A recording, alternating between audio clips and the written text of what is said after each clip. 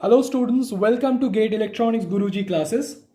This is part B of the multiple transformation lecture. This lecture is in continuation from part A of the multiple transformation lecture.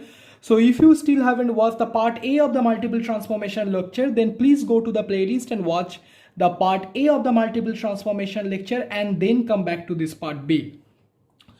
So in the last lecture, we started with the parent signal xt, and after multiple transformation, xt was converted to yt such that yt was equal to x of minus 2t plus 1. The waveform of xt was already given to us, and we had to finally draw the waveform of x of minus 2t plus 1. In the last lecture, we used this sequence of operations.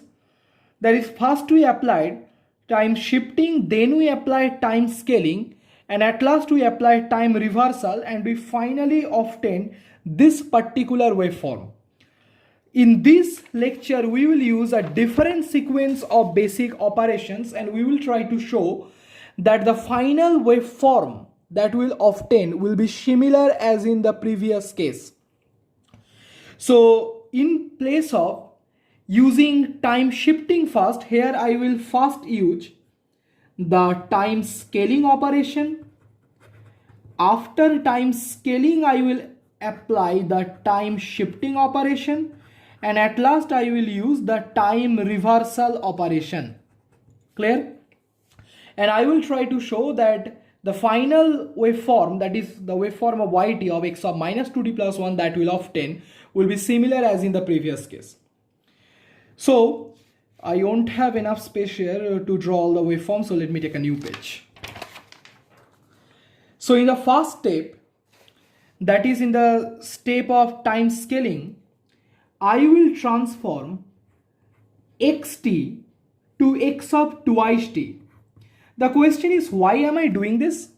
I am doing this because, observe, you have to transform the waveform of xt to the waveform of x of minus 2t plus 1. See that there is a constant 2 present as the scaling factor in the coefficient of time t in the argument of x of minus 2t plus 1. So to bring this 2, right, I have to scale this time variable t by a time scaling factor of 2. So clearly this transformation from xt to x of 2t, where the time variable t is being replaced by 2t, is nothing but a time scaling operation with a time scaling factor of 2. So the waveform of xt is already given in the question, and I have to draw the waveform of x of 2t. In the lecture on time scaling, I have explained this in great detail, how to draw the waveform of any signal after time scaling. So I won't explain it here. So please go to the playlist and watch the lecture on time scaling and then come back here. So now I will draw the waveform of x of 2t from the waveform of x of t. So that's how the waveform of x of 2t looks like. Observe that when I have converted the waveform of xt to the waveform of x of 2t, I have simply divided every instant of the time axis t by the time scaling factor 2. I have divided this time instant t equal to minus 2 by a factor of 2, and it has got converted to minus 1. Similarly, I have divided this time instant t equal to 2 by the time scaling factor of 2, and it has got converted to 2 equal to 1. So that's how the waveform of x of 2t look like.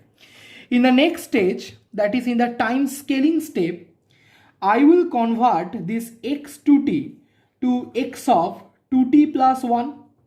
The question is, why am I doing this?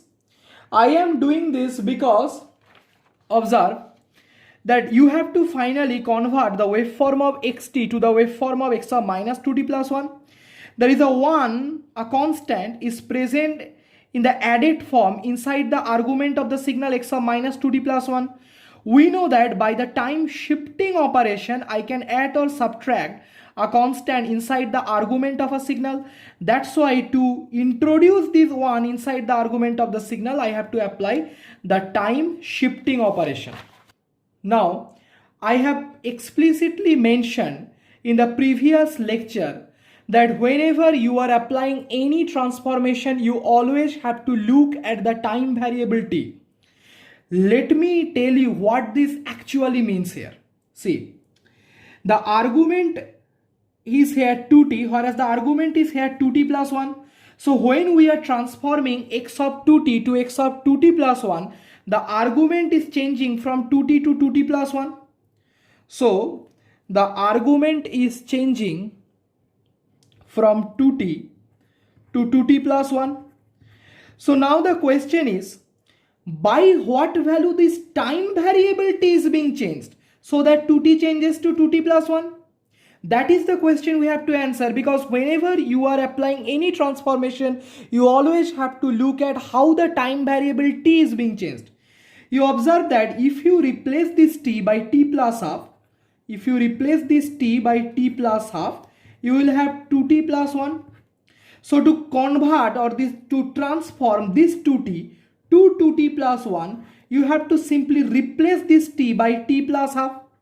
Most of the students make a common mistake here. They think when you are converting x of 2t to x of 2t plus 1, they think you have to replace t by t plus 1. Now think, if we had replaced t by t plus 1, then 2t would change to 2t plus 2, not 2t plus 1. But we want in the argument 2t plus 1, not 2t plus 2. So we shouldn't replace t by t plus 1, rather we should replace t by t plus half, so that 2t changes to 2t plus 1 or the signal x2t changes to x of 2t plus 1. So clearly we have to replace t by t plus half so that x of 2t transforms to x of 2t plus 1.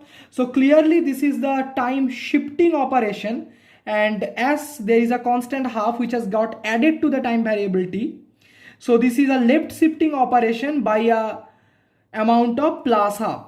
So if I want to draw the waveform of x of 2t plus 1 from the waveform of x of 2t, I have to simply left shift the waveform of x of 2t by an amount of half. So now I will draw the waveform of x of 2t plus 1 from the waveform of x of 2t. So observe, that's how the waveform of x of 2t plus 1 will look like. And when you have transformed the waveform of x of 2t to the waveform of x of 2t plus 1, you have simply applied the time shifting operation by an amount of half. Why by an amount of half? Because the time variable t has to be replaced by t plus half to convert x of 2t to x of 2t plus 1. I hope it's clear up to this part. Now in the last step, I have to convert this x of 2t plus 1 to x of minus 2t plus 1, because that's what I finally want. The question is that I have to finally draw the waveform x of minus 2t plus 1, right?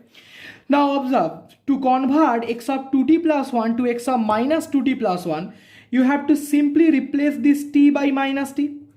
So we know that time reversal is the operation by which the time variable t gets replaced by minus t. So clearly this is a time reversal operation, and I have already explained in the time reversal operations lecture that to take the time reversal of any waveform, you have to simply flip the waveform about y-axis. So to take the time reversal of this waveform, I have to simply flip this waveform about the y-axis or the amplitude axis. So let me draw the waveform that we will obtain after time reversal.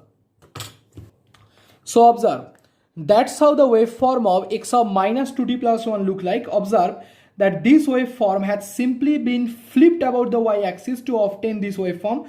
So this is the final waveform, and that's the waveform of yt. That is, this is the final answer. Now see, in the last video, that is part A, where we used a different sequence of operation, we obtain this as the final waveform. This is similar to the waveform that we have obtained in this case.